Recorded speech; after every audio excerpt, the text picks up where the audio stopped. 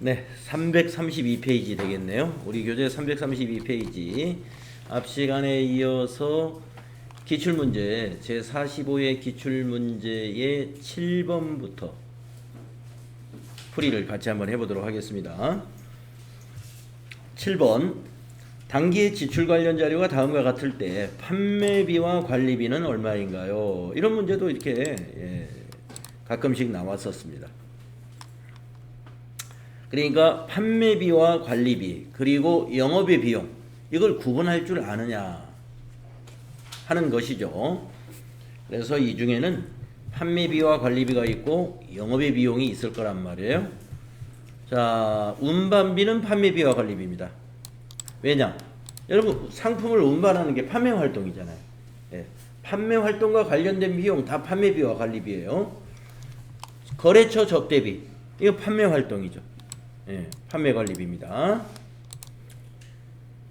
아이 가만히 있어봐라. 1번 틀렸다. 네네네. 네, 실수. 보니까 이 세 번째 거 이거 안 나왔으면 1번 그냥 넘어갈 뻔했어요.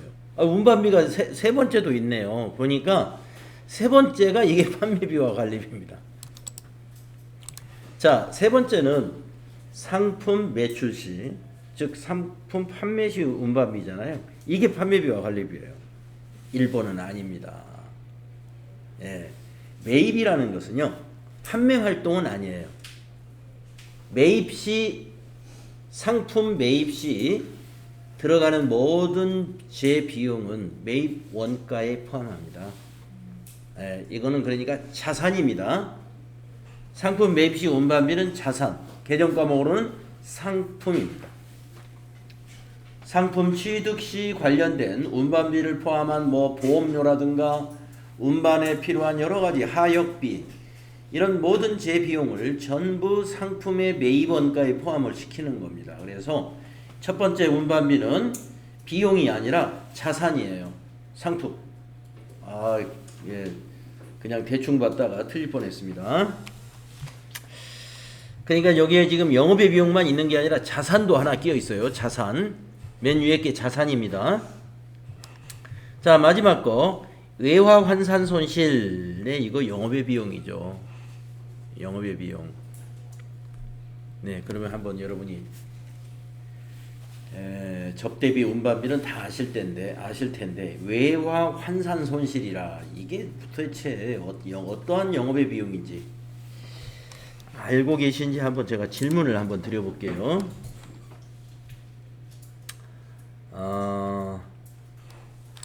오늘 한선미 씨 처음 나오셨는데 집에서 공부를 좀 하셨는가 한번 제가 질문 한번. 네. 외화 환산 손실에 대해서 아시는 거 혹시 있으신가요? 들어보신 것 같아요? 예, 그러면 한번 아는 대로 한번 말씀해 보시죠. 이게 무슨 영업의 비용인데요? 어떤 경우에 이걸 비용으로 보죠? 외화 환산 손실이라.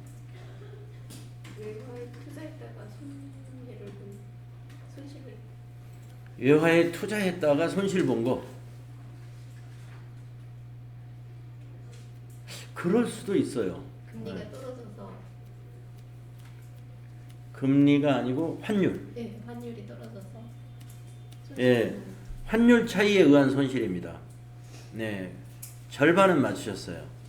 절반은 맞추셨는데, 예, 환율이 떨어졌다고 해서 손실만 오는 게 아니라 올라가도 손실이 날 수가 있습니다. 왜 그러냐면요, 외화 자산의 경우는 환율이 오르면 이익이 나죠. 근데 외화 부채는요, 환율이 오르면 손실이 발생해요. 외화 부채는. 자, 여러분, 환율이라는 것은 우리 국제 통화의 기준금리인 달러에 대해서 우리 한국 돈의 가치를 환율이라고 그러지 않습니까? 그럼 예를 들어서 1달러를 미국에서 빌렸다. 아니면 1달러를 다른 나라에서 빌렸어요. 그러면 빌릴 당시 환율이 1,000원이었습니다. 그런데 지금 만약에 1,300원이 되었다고 보세요. 그러면 우리는 1달러를 빌렸는데 지금은 우리가 재무제표에 부채를 1,300원으로 표시해야 돼요. 왜냐하면 우리 재무제표는 하나로 표시하잖아요. 그러면 처음에 1달러였는데 이번에 1,300원. 그러니까 처음에 1,000원이었는데 이번에 1,300원 표시하려면 어떻게 해야 되겠어요? 뭔가 분개해야 되잖아요. 분개. 그때 차변에 외화 환산 손실 300원. 대변에 외화 장기 차입금 300원 해가지고 외화 부채를 늘려주고 그 다음에 비용을 발생시켜주는 것입니다. 그런데 이러한 외화 환산 손실을 아무 때나 오늘 한번 평가할까 하고 4월 25일 날 어느 날 갑자기 외화 부채를 현재 환율로 딱 평가하는 것이 아니라 여러분들 앞에서 유형상사 배울 때 결산정리 배웠죠? 결산정리. 그 결산정리 사항 중에 하나예요. 이게 외화 부채를 현재의 환율로 다시 평가해 줄 때 발생할 수 있는 비용, 외화 환산 손실입니다. 그런데 외화 환산 손실에 반대되는 개념은 외화 환산 이익인데요. 영업의 수익입니다. 영업의 수익. 그러면 외화 자산을 한번 생각해 보세요. 자, 조금 전에는 외화 부채를 생각했습니다. 근데 외화 자산, 예를 들어서 미국에다가 1달러치 수출을 했습니다. 외상으로 수출했어요.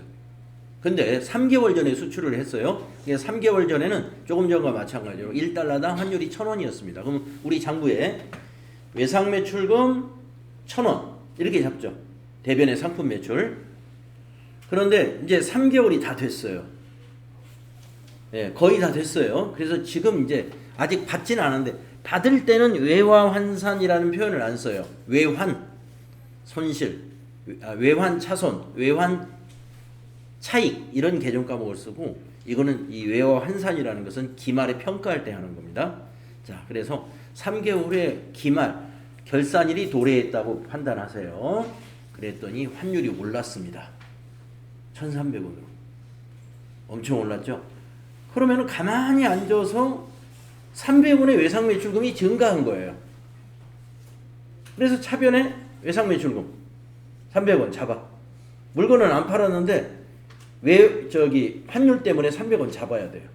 그리고 대변에는 상품 매출한 게 아니죠. 외화 환산 이익. 이렇게 수익으로 잡습니다. 상품 매출 수익이 아니라 외화 때문에 발생한 수익이다. 외화 환산 수익 이렇게 잡는 거죠.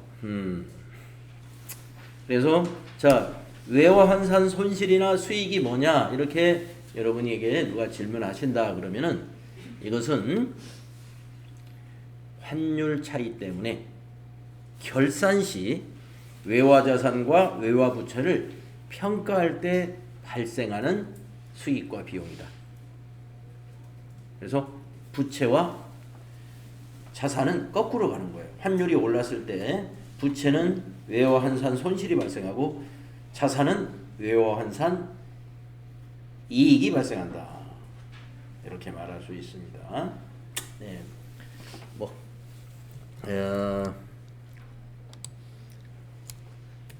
기억해 두시면 좋고요. 그래서 답은 32만 원이네요. 32만 원. 다음에 8번 문제로 가보겠습니다.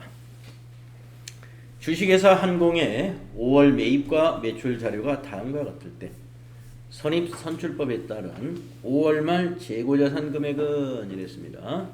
선입선출법으로 매출을 정리해 나가면 되겠습니다. 5월 말 재고자산을 구하려면은 자, 선입선출이라고 그랬으니까 5월 15일 날 200개를 팔았습니다. 그러면은 여기 300개에서 100개 남았죠? 선입선출이니까 기초부터 판매를 하는 거예요. 자, 그 다음에 5월 30일 날 50개를 팔았습니다. 그러면 역시 5월 1일 거에서 50개를 줄여주죠. 그러면 50개 재고 남았어요. 이걸 금액으로 환산하면 5월 말 재고자산이 되겠습니다. 자, 50개는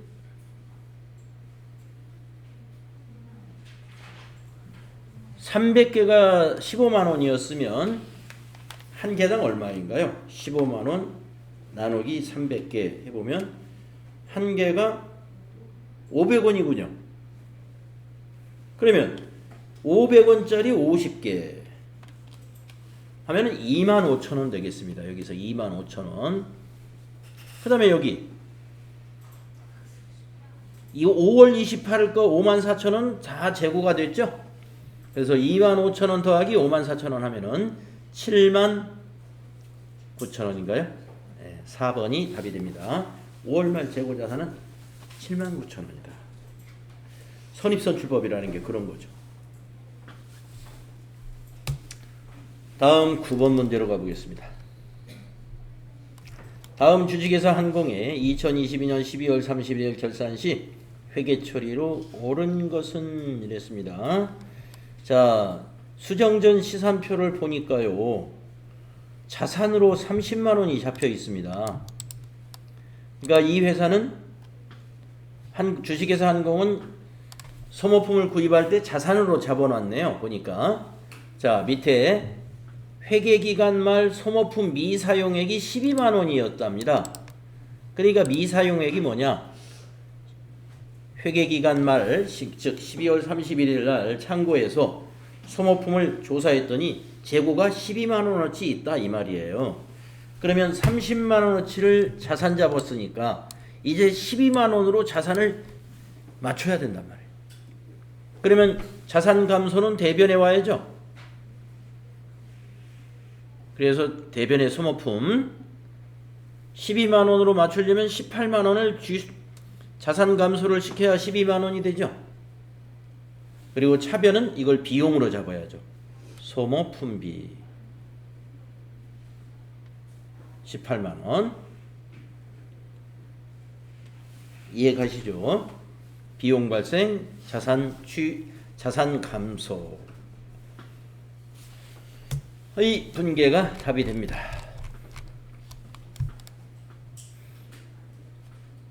4번에 답이 있군요.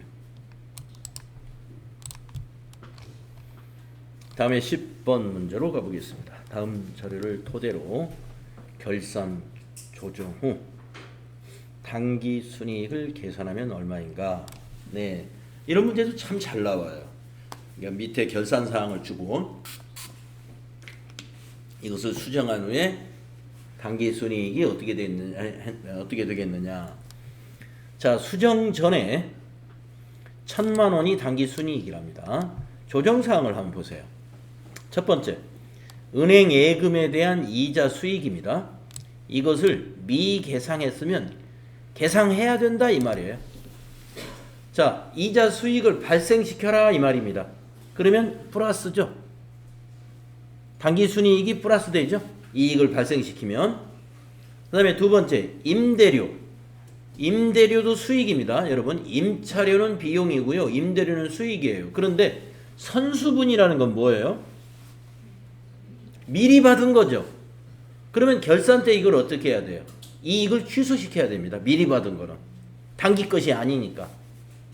그래서 어떻게 이익을 취소시키죠? 수익의 이연이라고 그래서 차변의 임대료, 대변의 선수수익 이런 분계를 해서 이익을 취소시킵니다. 자, 이익을 취소시키면 이 당기순이익이 어떻게 돼요? 감소하죠. 자, 플러스가 120, 마이너스가 300 두 개를 합치면 마이너스 180이 나오는군요. 그래서 1,000만 원에서 180만 원을 줄이면 결산 조정 후 당기순이익이 나옵니다. 그러면 820만 원이다 이 말이죠. 결산 조정 후 당기순이익은 820만 원이다.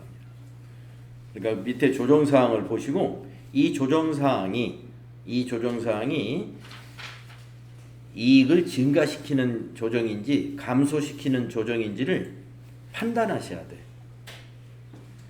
자, 이 판단이 잘 어렵더라 하면은 분계를 좀 시간이 걸리겠지만 분계를 해가지고 판단하시면 돼.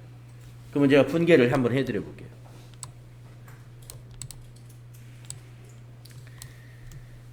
네, 빨리빨리 답을 찾아야 되는데 분계까지 해가면서 답을 찾기는 시간이 걸린다라는 거 말씀드리고요.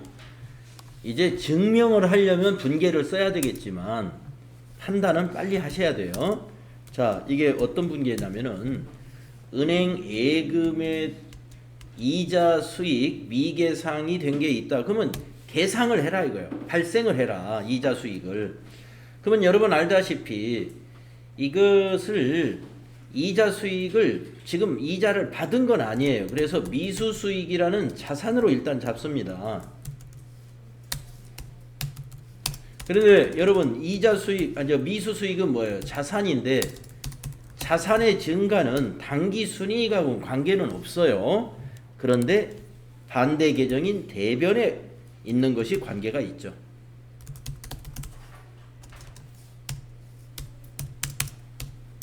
요게 대변에 이자 수익이 오는 거예요.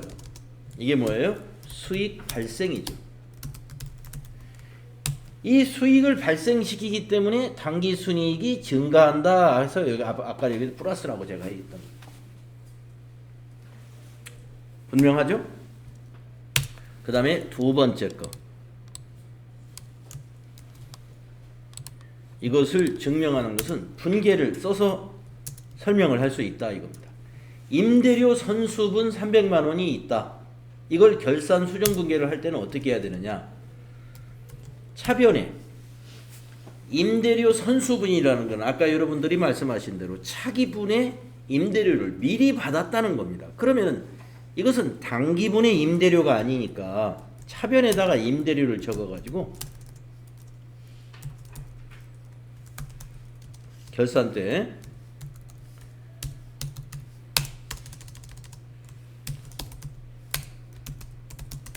임대료라는 이 수익을 취소시켜 주는 거예요.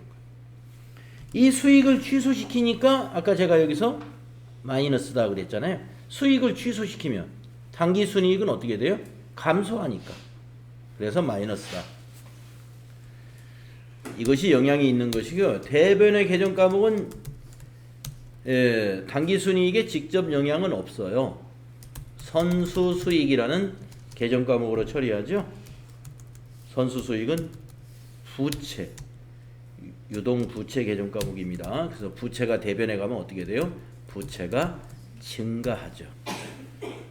이 두 개의 분계를 여러분이 가능하셔야, 이 두 개의 분계가 가능하셔야 수익이 발생했으니까 플러스다, 수익이 취소됐으니까 마이너스다, 당기순이익에 미치는 영향을 이렇게 판단할 수 있어야 된다 이겁니다.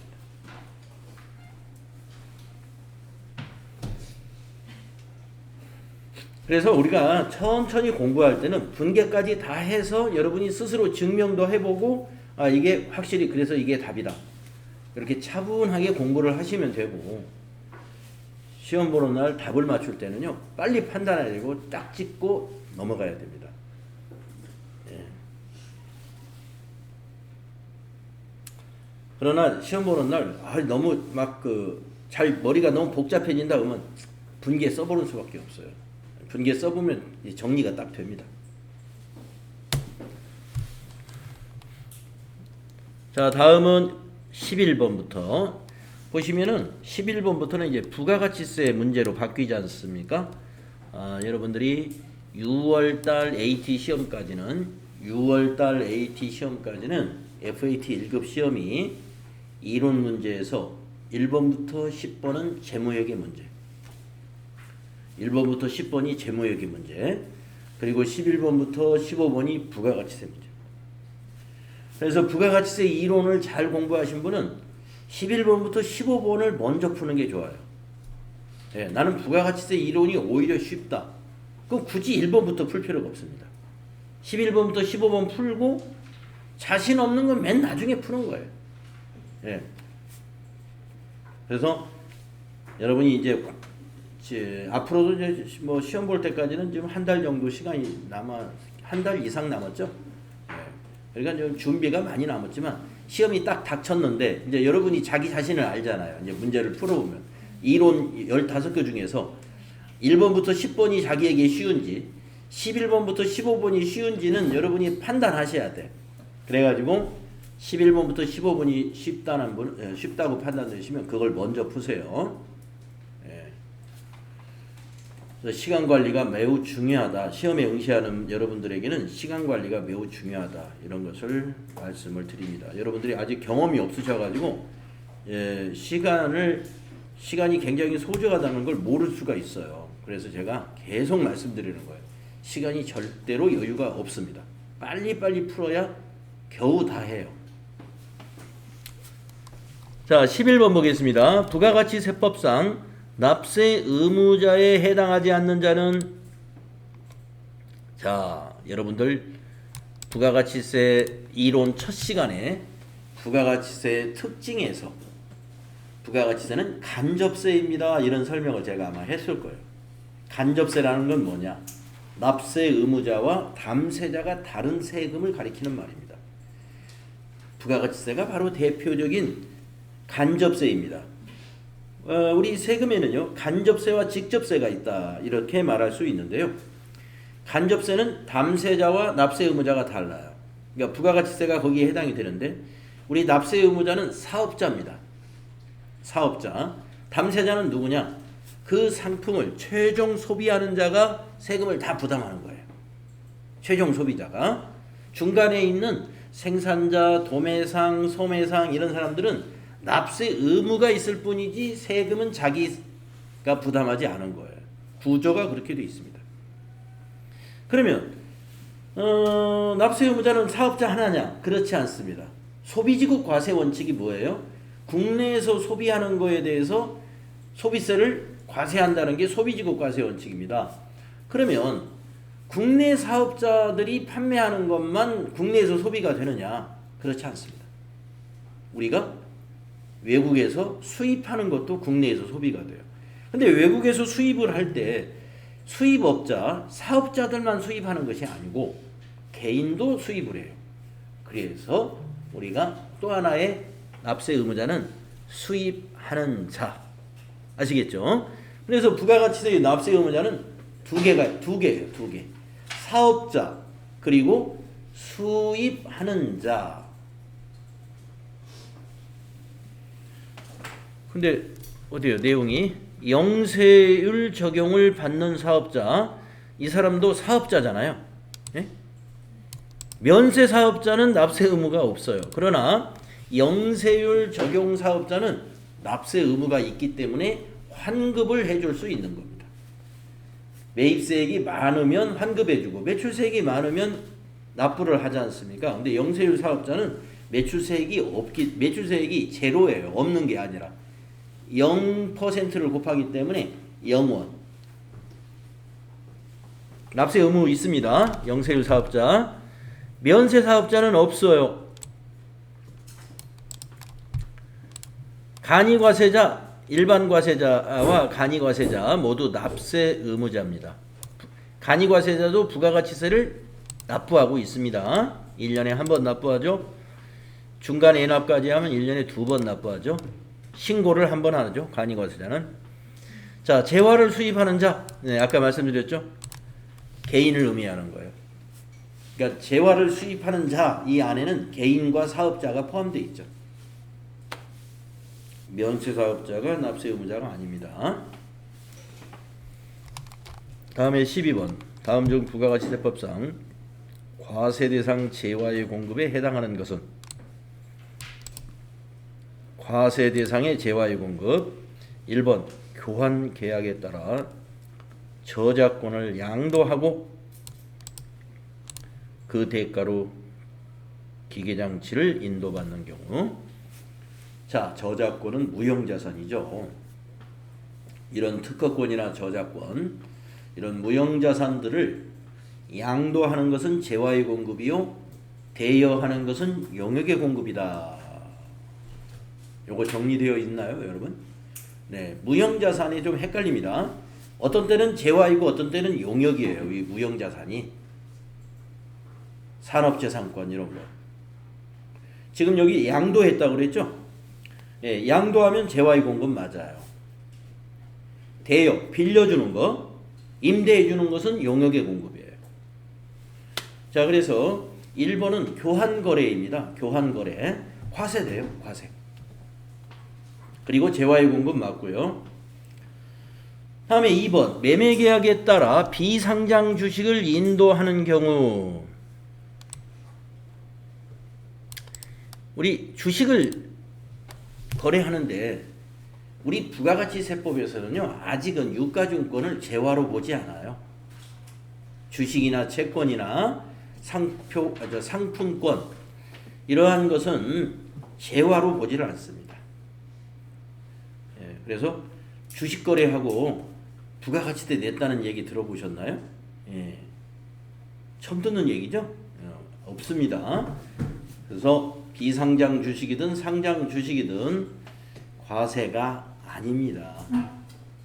재화가 아니에요. 부가가치세법상 재화로 보지 않아요. 다음에 2번 민사집행법의 법상의 경매에 따라 건물을 양도하는 경우 자 그냥 경매로 건물을 양도했으면 그건 재화의 공급으로 과세가 됩니다. 그런데 그냥 경매가 아니라 민사집행법상이다 하는 것은요 이 민사가 여러분 재판 아니겠습니까? 재판에서 집행 강제 집행을 말하는 거예요. 그래서 우리가 채무자가 채무 이행을 못하게 되면은 채권자로부터 고발을 당해가지고 그 건물 그 채무자의 명의로 되어 있는 건물이 재판에서 이제 판결에 의해서 강제 경매 들어가는 걸 말하는 거예요. 이건 부가가치세 과세하지 않아요.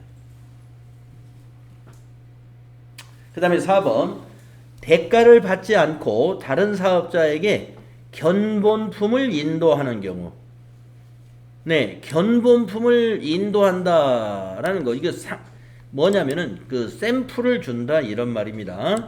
이것도 과세하지 않습니다. 과세하지 않아요. 재화의 공급으로 안 봅니다. 그래서 1번만 답이 1번이 맞는 거죠. 과세 대상 재화의 공급에 해당하는 거 1번이 되겠습니다. 2, 3, 4는 아니다.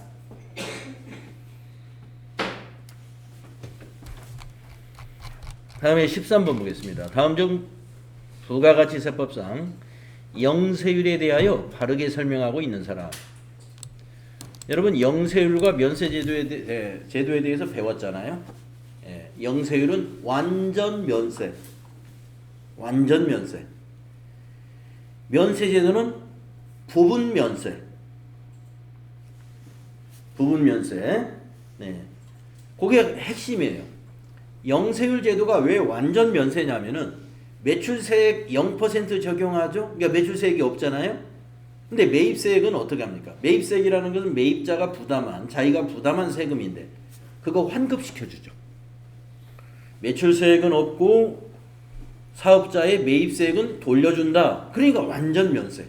부가가치세가 완전히 제거되는 완전 면세 혜택을 받는 거고 면세 사업자를 보면은요. 매출세액은 없어요. 면세니까. 그런데 매입세액은 어떻게 되느냐? 자기가 소비한 걸로 보는 거예요. 매입세액은 공제를 못 받아요.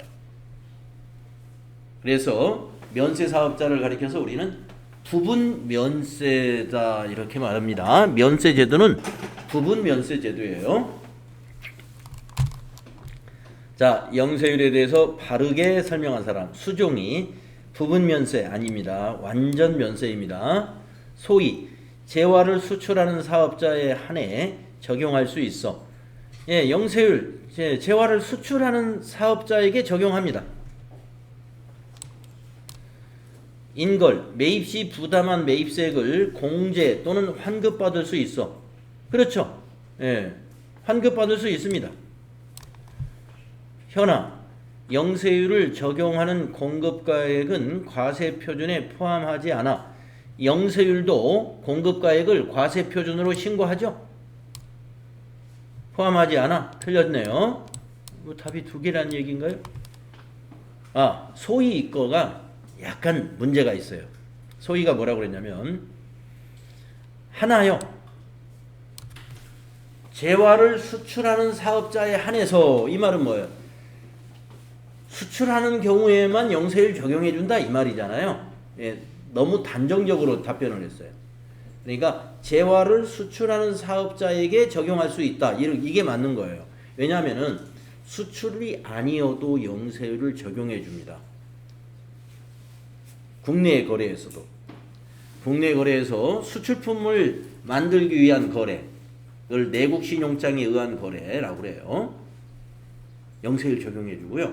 또 국내에 있는 외국 기관에 공급하는 거래도 국내에서 거래지만 그 수출이라고 안 하잖아요. 미국 대사관, 중국 대사관, 또 그 대사관에 있는 외국 공무원들에게 판매하는 거, 이거 영세율 적용을 해줍니다. 그건 수출은 아니지만 영세율 적용해주고 있다. 그래서 여기서 수출하는 사업자에 한해서 적용할 수 있어. 이 부분이 좀 틀렸어요. 한해서 했기 때문에. 그래서 맞는 것은 인거리가 맞았다.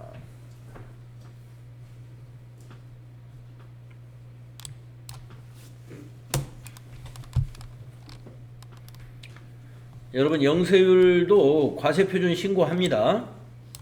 과세표준에 포함해요.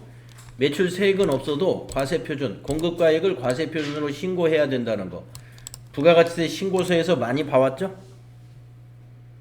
안 보셨어요? 네. 조금 이따가 실무 수행할 때 제가 부가가치세 신고서에서 영세율 사업자가 어디에 과세표준을 신고하는지 그 칸을 제가 보여드릴게요. 다음 14번. 다음 자료를 이용하여 가방 도매를 하는 주식회사 한공의 2022년 제1기 예정신고기간에 대한 부가가치세 과세표준을 계산하면 얼마인가? 단 주어진 자료의 금액은 부가가치세가 포함되어 있지 않은 금액이다. 포함되어 있지 않으면 과세표준 그 공급가액이라는 얘기예요. 공급가액은 과세표준과 같습니다. 자, 1월 14일 1기 예정기간이면 1월부터 3월이죠. 날짜는 다 1월부터 3월까지 해당이 됩니다. 판매 장려용 증정품, 이거 견본이 아니네요. 판매를 많이 하려고 거래처에다가 증정, 무상으로 줬다는 거예요. 이거 과세해야 돼요? 안 해야 돼요? 해야 돼요.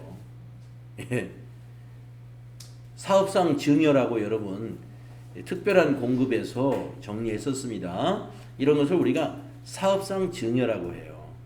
사업상 증여 과세합니다. 시가로 과세합니다. 그래서 300만 원 과세 표준.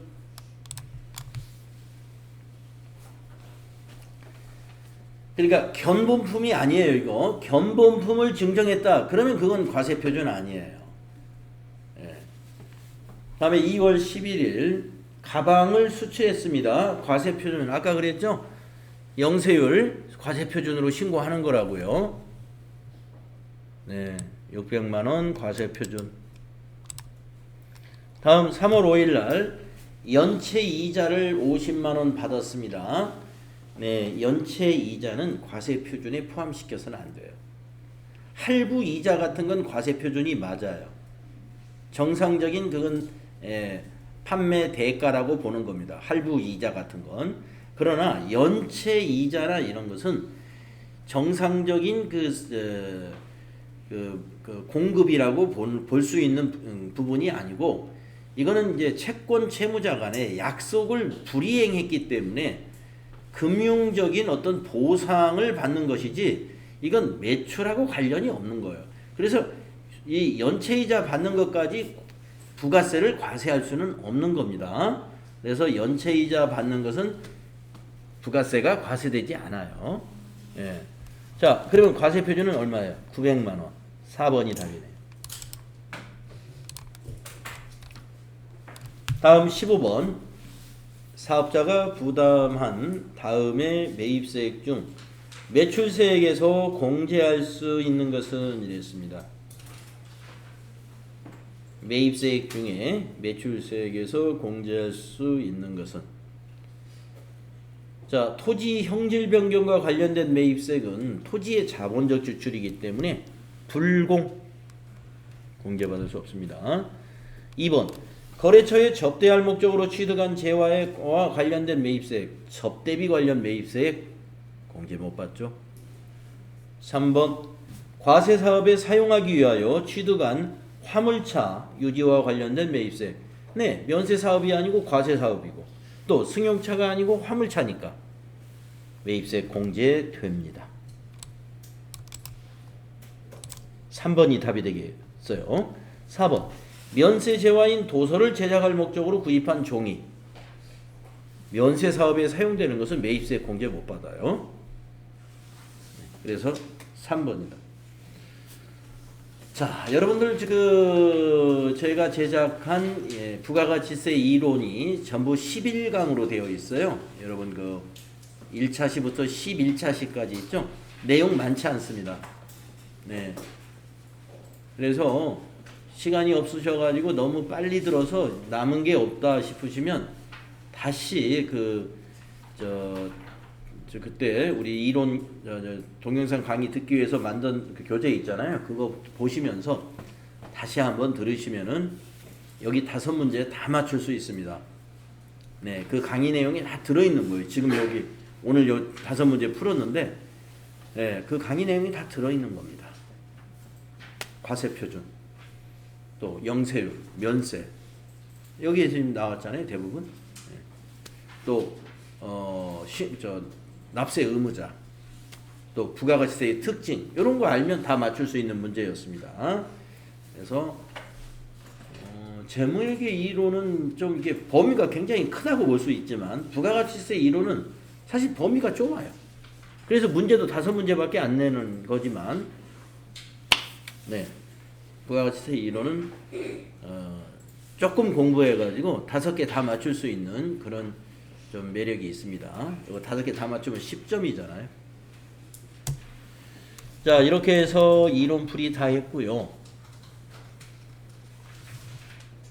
네, 그러면은 좀 휴식 시간을 좀 빨리 갖겠습니다. 좀 쉬었다가 다음 시간에 지리산 생수로 로그인 하셔가지고 저하고 같이 실무 수행을 같이 기출문제 한번 해보도록 하겠습니다.